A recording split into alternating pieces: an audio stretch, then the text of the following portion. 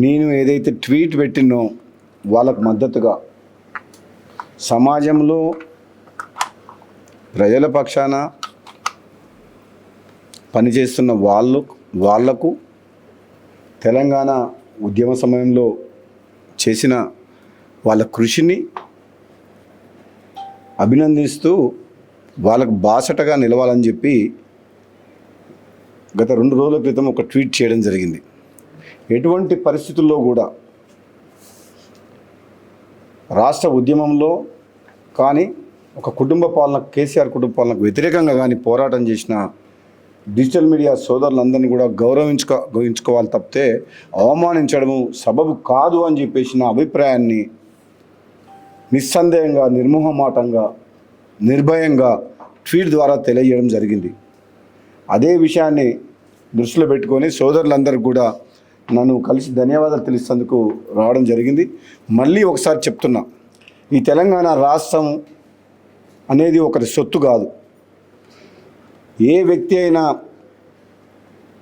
అహంకారపూరిత పరిపాలన చేయడము సమాజానికి మంచిది కాదు. ఇది త్యాగాల పునాదుల మీద ఏర్పడ్డ రాష్ట్రం.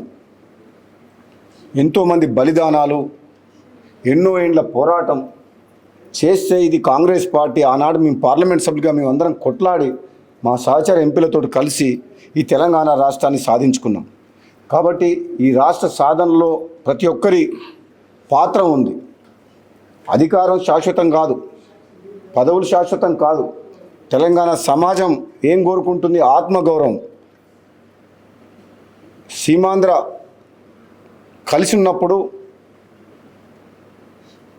అవమానాల పాలైన తెలంగాణ ప్రజలు ఆత్మగౌరవంతో మా తెలంగాణను పరిపాలించుకుంటాం, మాకు దక్కే నీళ్లు నిధులు నియామకాల విషయంలో అన్యాయం జరుగుతుందని చెప్పి ఆనాడు పోరాటం చేసి తెలంగాణ రాష్ట్రంలో సాధించుకున్న ప్రతి యువకుడు, మహిళా సోదరిమణులు, రైతులు, ఉద్యోగస్తులు ప్రతి ఒక్కరు అందరి పాత్ర ఉంది దీంట్లో. ఈరోజు మళ్ళీ కేసీఆర్ కుటుంబానికి వ్యతిరేకంగా పోరాటం చేసి ఈరోజు కాంగ్రెస్ పార్టీ ప్రభుత్వం వచ్చిందంటే మాలాంటి వాళ్ళందరం తిరిగి బీజేపీ నుంచి కాంగ్రెస్ పార్టీలోకి వచ్చి తెలంగాణ ప్రజల ఆకాంక్ష మేరకు ఈ ప్రజాస్వామ్య పాలన కావాలి, ఇక్కడ రాచరిక పాలన, కుటుంబ పాలన, అవినీతి పాలన జరుగుతుంది అంటే మేమందరం కూడా బీజేపీ పార్టీలో మాకు మంచి గౌరవం ఉన్నా సరే కాంగ్రెస్ పార్టీకి మళ్ళీ వచ్చి అందరం కలిసికట్టుగా డిజిటల్ మీడియా సోదరుల పాత్ర కూడా ఉంది దాంట్లో. అందరం కలిసి ఈరోజు ప్రభుత్వాన్ని ఏర్పాటు చేసుకున్నాం.